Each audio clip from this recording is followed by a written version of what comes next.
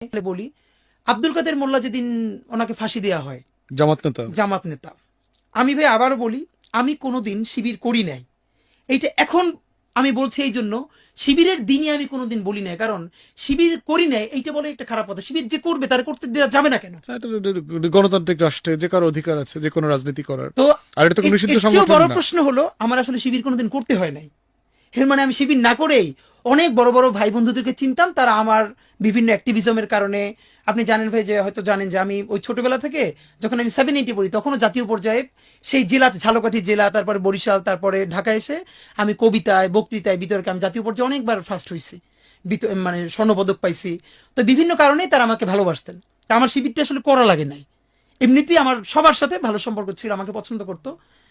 কিন্তু আজকে আমি যেটা বলি, আব্দুল কাদের মোল্লা উনি যখন ওনাকে ফাঁসি দেওয়া হয়, আমি কোনোদিন আব্দুল কাদের মোল্লাকে ফিজিক্যালি দেখি নাই। শিবির বা জামাতের কোনো বড় নেতার সাথে আমার কোনোদিন ওঠা বসা বা সামনে দেখারও কোনো কারণ নাই, কারণ আমি তো শিবিরের কোনো প্রোগ্রামে যাই নাই। ওনার মৃত্যুটা নিয়ে আপনার নিশ্চয় মনে আছে, ওনার যেদিন ফাঁসি হওয়ার কথা সেদিন হয় নাই। সম্ভবত যে রিভিউ করবে কি করবে না, এর একদিন পরে সম্ভবত ফাঁসি দেওয়া, তখন পুরো জিনিসটা, ঘটনাটা সব মানে লাইভে টিভিতে দেখাচ্ছিল, যে ব্যারিস্টার আব্দুর রাজ্জাক ওনারা চিফ জাস্টিসের বাসার সামনে ফাইল নিয়ে দাঁড়াই আছেন রিভিউ করার জন্য, জেলের সামনে। আমি, আমার পুরো পরিবার, আমি আমার বোনের বাসায় থাকতাম। তো আমার বোন, ওরা পলিটিক্যালি কনসাস।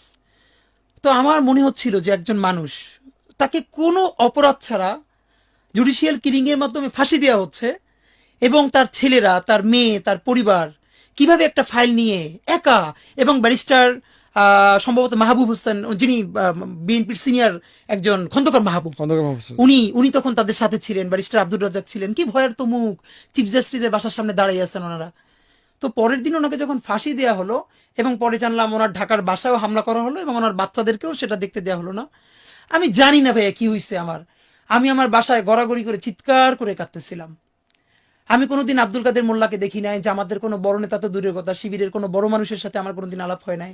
শুধু আমার ডিপার্টমেন্টে যারা করতো তাদের সাথে আমি চিৎকার করে গড়াগড়ি করে কাঁদতেছিলাম। আমার মনে হইতেছিল যে আমার অতি পরিচিত একজন মানুষ, যে মাজলুম, তারে আমাদের সামনে বসে, এখানে আমার বাসার পাশে কোর্ট, আমার বাসা রামপুরা, এখান থেকে এত কাছে, তারে ফাঁসি দেওয়া হইলো কোটি কোটি মানুষের সামনে, আমরা দেখতেছি, কিন্তু কেউ কিছু বলতে পারতেছে না।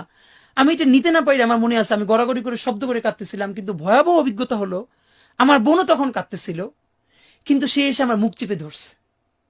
আমার বোন মুখ চেপে ধরে আমার বলতেছে, সেও কাঁদতেছে নীরবে, যে জোরে চিৎকার করে কাঁদা যাবে না, কারণ আমার বাসার পাশের ফ্ল্যাটে যদি কেউ চিৎকার করে কান্না শোনে, তারা বুঝে ফেলবে যে এই বাসায় মনে হয় শিবিরের কেউ আছে, তখন আমাদের বাসা ছাড়তে হবে, অথবা এই বাসায় আমরা থাকতে পারবো না।